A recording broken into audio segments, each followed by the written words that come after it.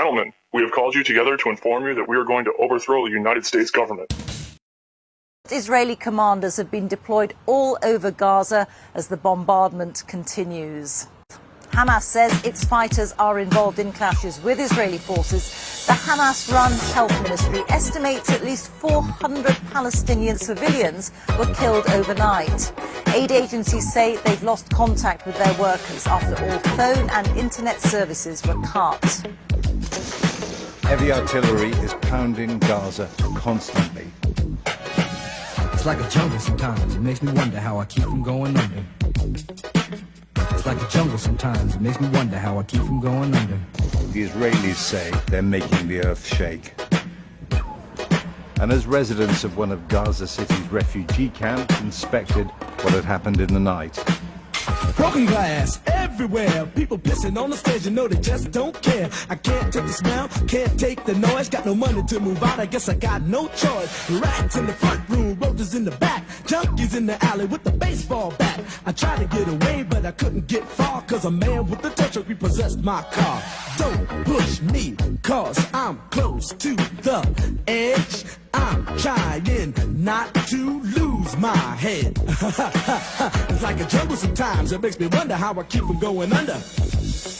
Standing on the front stoop, hanging out the window, watching all the cars go by, roaring as the breezes blow. A crazy lady living in a bag, eating out of garbage pails, used to be a fag hag, such a dance to tango, skipped the life and dango, a zircon princess seemed to lost her senses. Down at the peep show, watching all the creeps, so she could tell her stories to the girls back home. She went to the city and got so did it. She had to get a pimp, she couldn't make it on her own. Don't push me, cause I'm close to the edge. I'm trying not to lose my head. It's like a jungle sometimes, it makes me wonder how I keep from going under.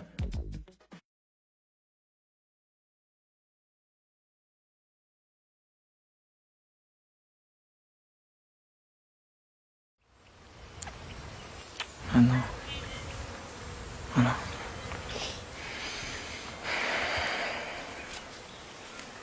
Don't ever leave me. I won't. Don't ever leave me. I won't. I won't.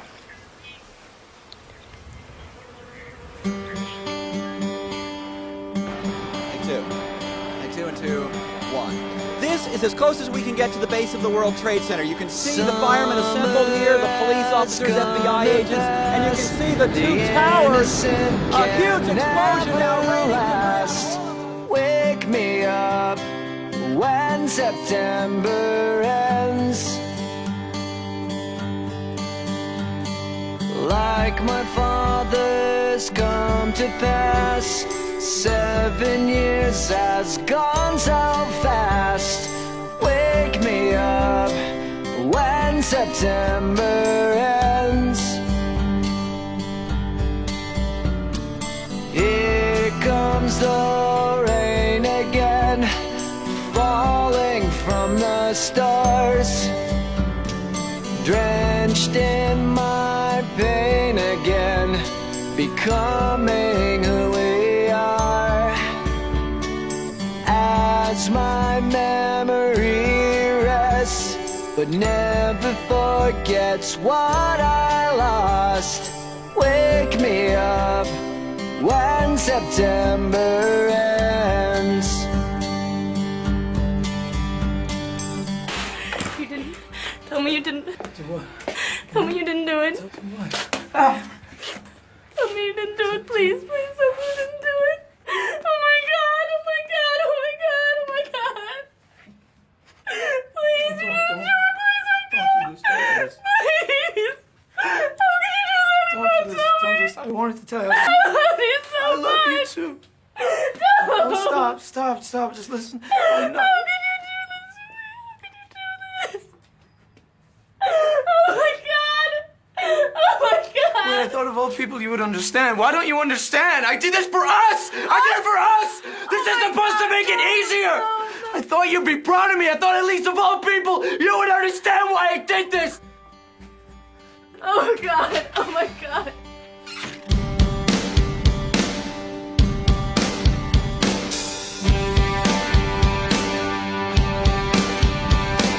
Summer has come and passed. The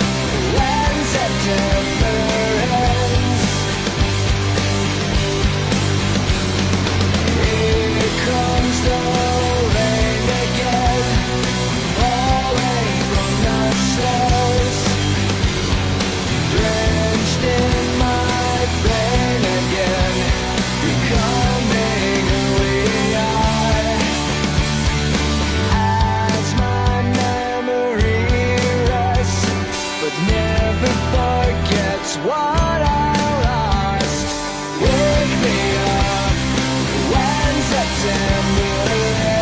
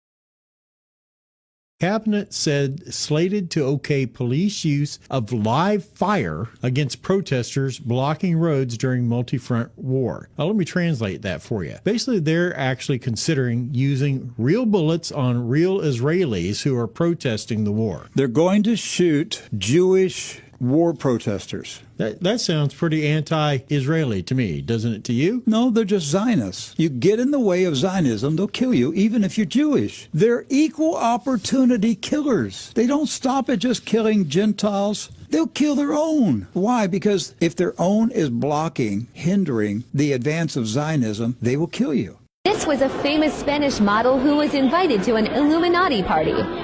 She ran out from everything she had seen. Listen.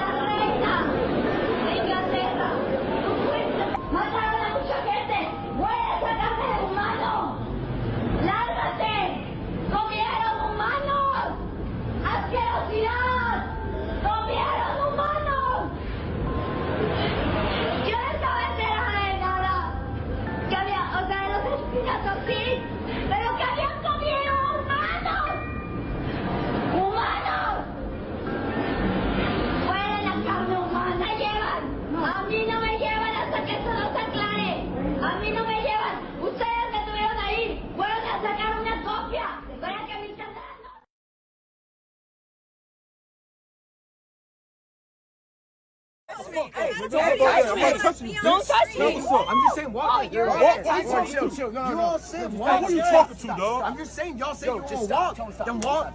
Ooh! Who the fuck you talking to? Oh, no, stop. What is wrong with you? Are you fucking crazy? Hey, what's up? Hey, one by one, what's up, nigga? Fucking security guard are you? Fuck you, bitch. Walk. Dude, what's wrong Fuck with you, you? bitch. Get the fuck my face, nigga. You're I'm gonna flatten your shit, nigga.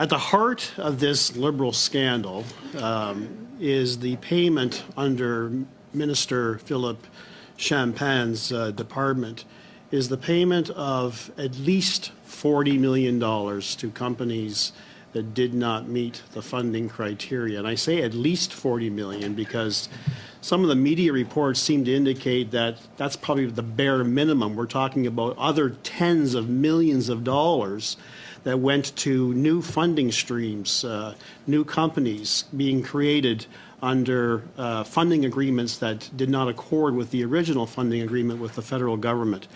So in my view, that raises criminality.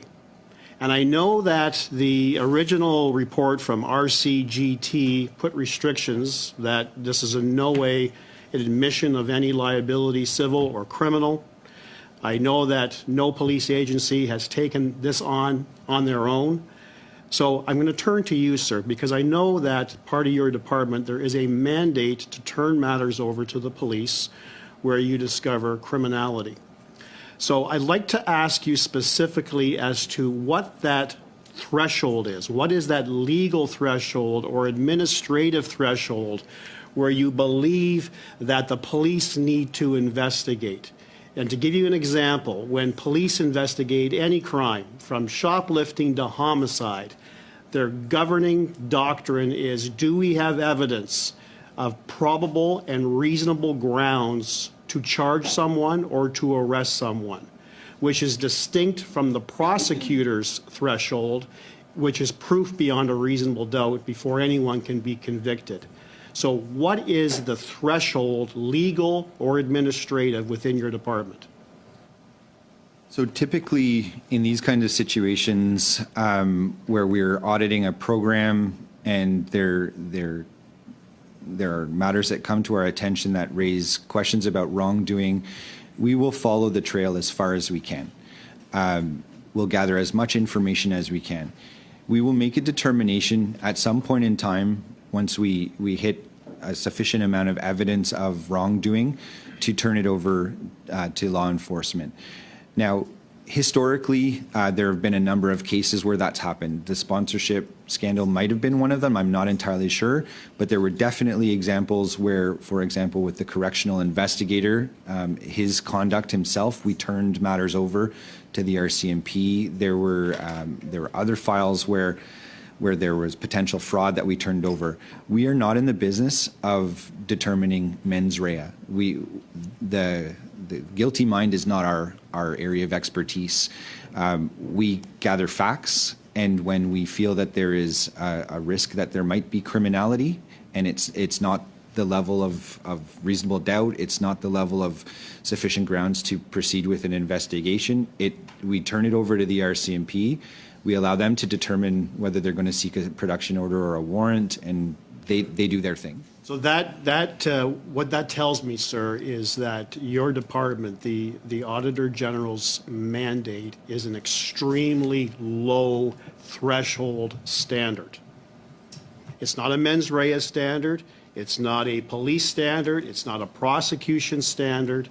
If you uncover in your belief some evidence, whether that's a little bit of evidence or a multitude of evidence that could constitute criminality, you're going to refer this to the police.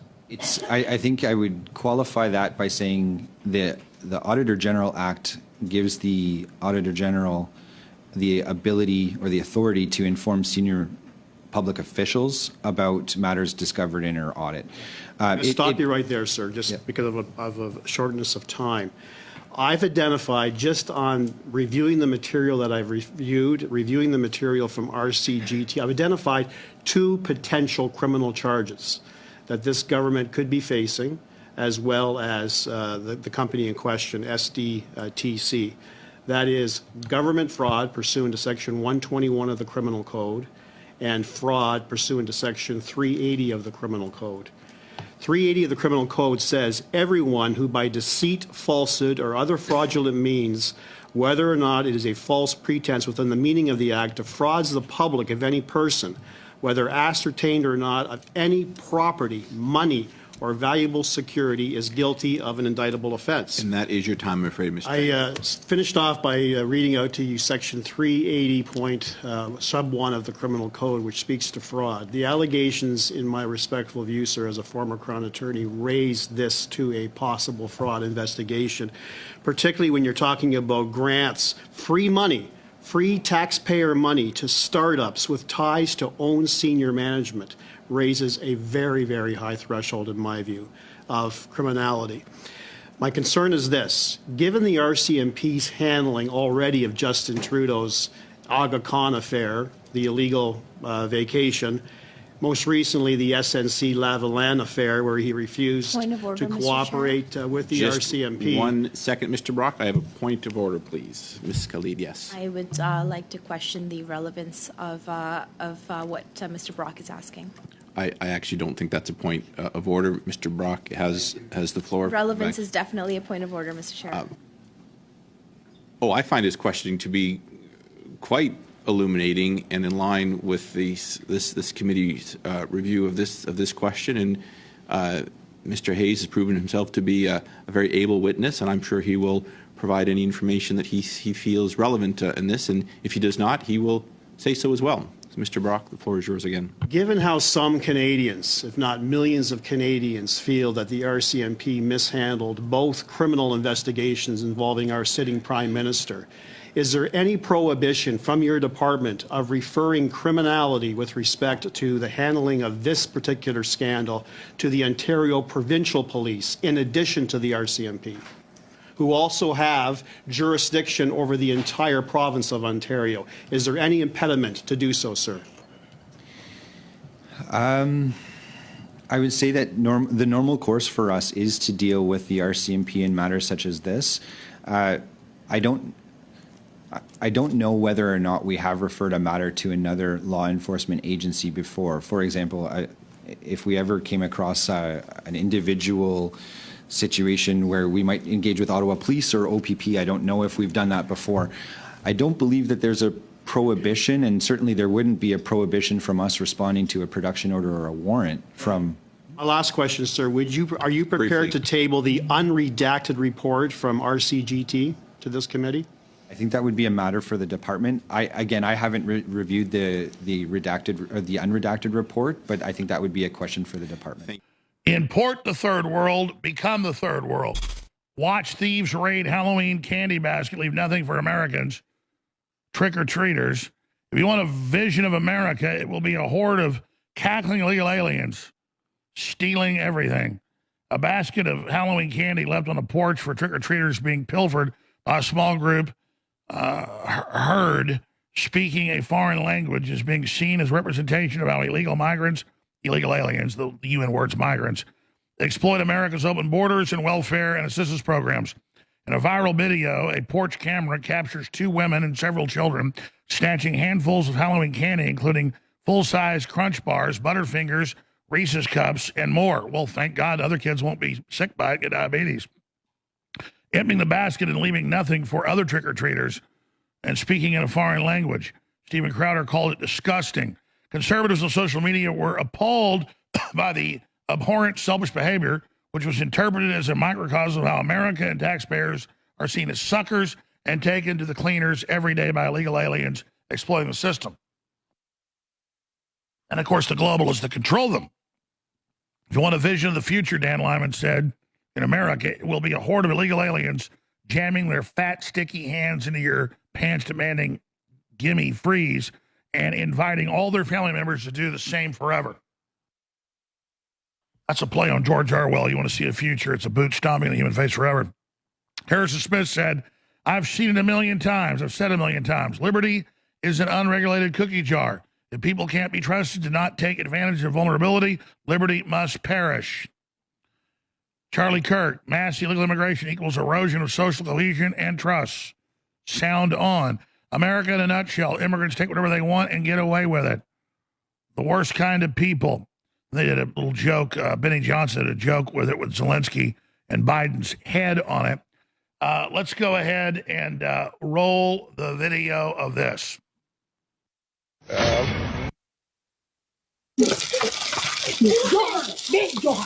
Es que yo jalé primero de todo, apúrate.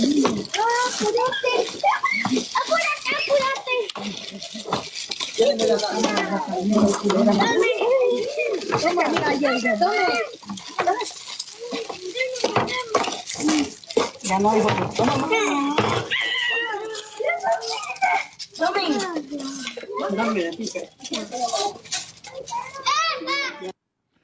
Import the third world, become the third world. I work for Black Lives Matter. I'm sorry. I work for Black Lives Matter. I'm sorry that I scared you. But since I work for that company, my CEO has told me to come out today and to bring you on your knees because you have white privilege. So if they see that a white person is getting on their knees, that shows solidarity for the situation. And could you just please apologize for your white privilege? Just apologize? I am. I'm trying to think of the right words to say because that's a big thing to say. It's big. It comes from. It's large in this country. I'm incredible.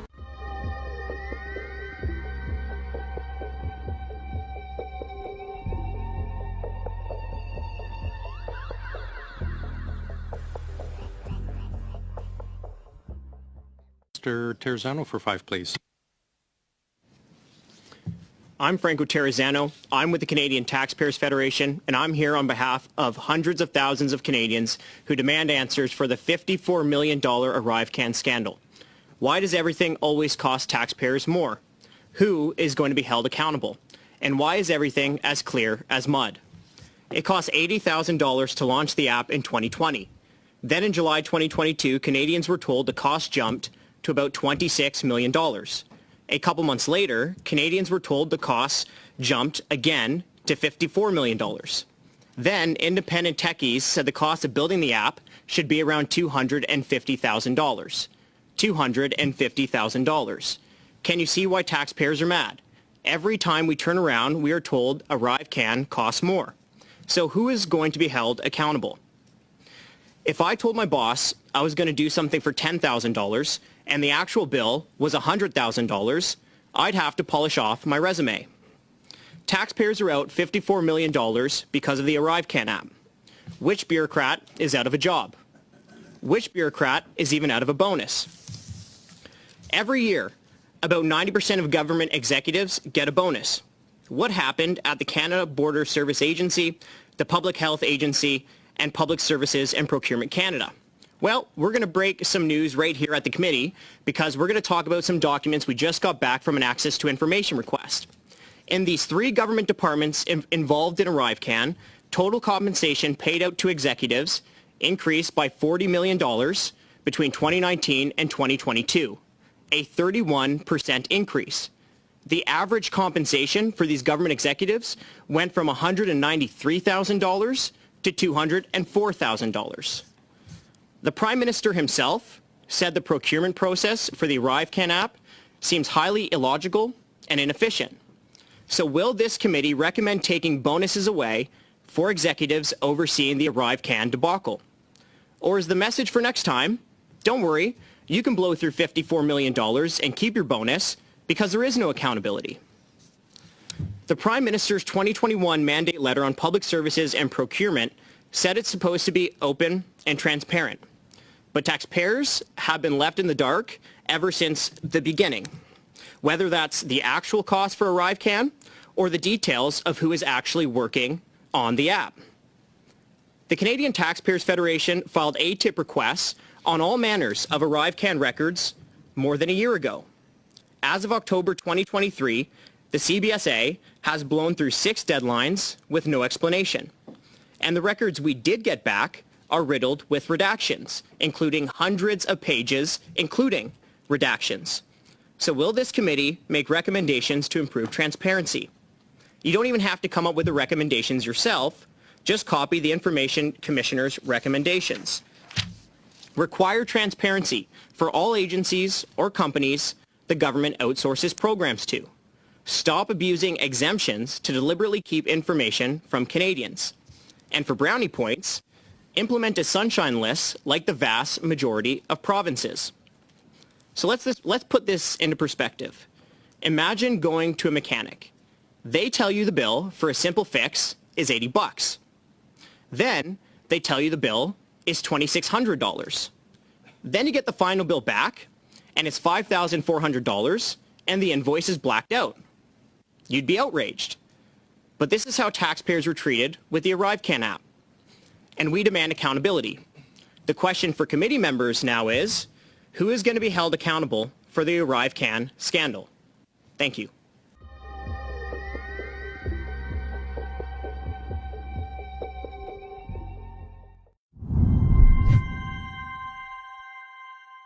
People get fired every day for all kinds of reasons. But most of us don't expect to get fired from our job because we're doing exactly what we were hired to do. Unfortunately, that's what happened to me in 2021 when I lost my teaching position at the North Carolina Governor's School. Administrators fired me after I delivered a series of optional lectures that I had done several times before and with no complaints. What was the controversial subject matter of my final lecture? Ironically enough, it was a talk on the very principles of free inquiry and viewpoint diversity that we touted as the heart and soul of our program. My name is Dr. David Phillips. I hold a PhD in comparative literature from the University of North Carolina. For 8 summers, I taught at the North Carolina Governor's School, a residential summer program for our state's most talented, rising high school seniors. I had the honor of attending the school myself, and it was always a joy to return to the place that had made such an impact on my life and career. I got into teaching because I wanted to help the next generation of students learn how to test new ideas, wrestle with hard questions, and think for themselves. Those goals are at the core of the Governor's School's mission. The school promises parents that prospective students will be exposed to a wide range of differing viewpoints so they can explore their own perspectives with new insights. Yet, over the years, I could see we were failing to keep that promise to parents. Instead, the Governor's School was beginning to be dominated by critical race theory, gender ideology, and other progressive philosophies at the forefront of our culture. And students weren't being presented with alternatives to these philosophies, nor were they learning to test them, debate them, and evaluate them for themselves. Concepts like white fragility, privilege, systemic racism, and the supposed fallacy of the gender binary were treated as unassailable dogma, while optional campus events began to include safe spaces for particular groups and seminars tackling ideological themes like drag culture, marginalized genders in STEM, and how to avoid cultural appropriation. Beginning in 2017, I shared with colleagues and administrators my concerns about the effects of these movements on our teaching, curriculum, and learning environment.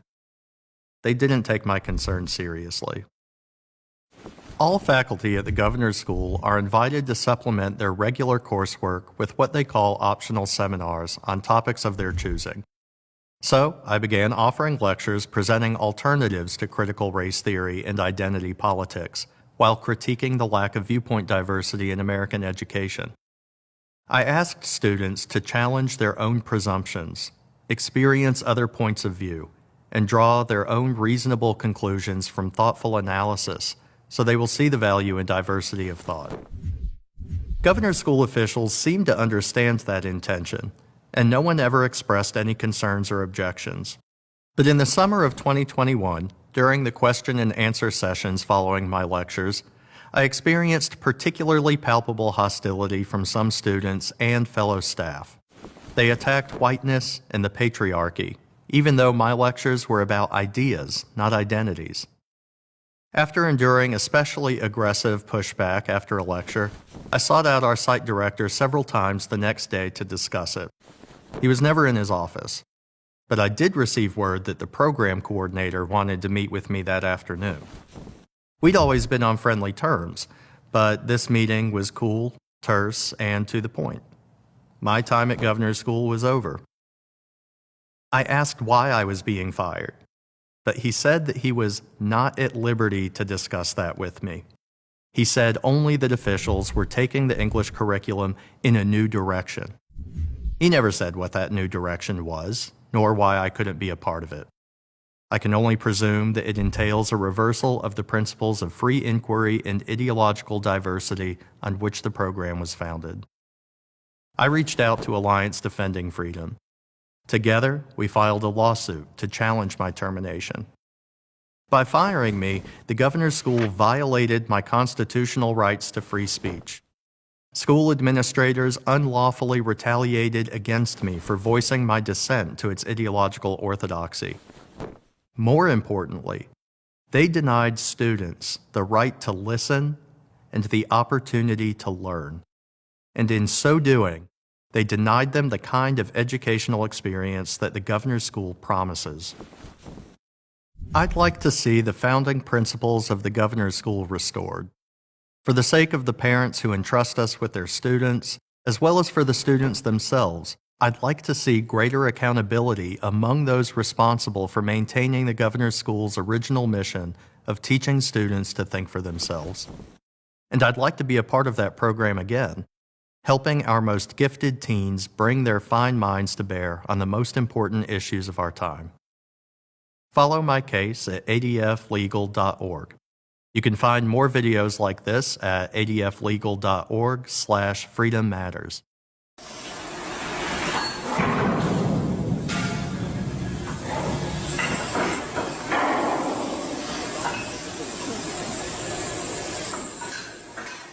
The elite's final plan, in short. Read the elite's own documents and declarations. Reduce humanity to zero by military force and at most have 500,000 people worldwide in captivity for all future. Just read the Georgia Guidestones.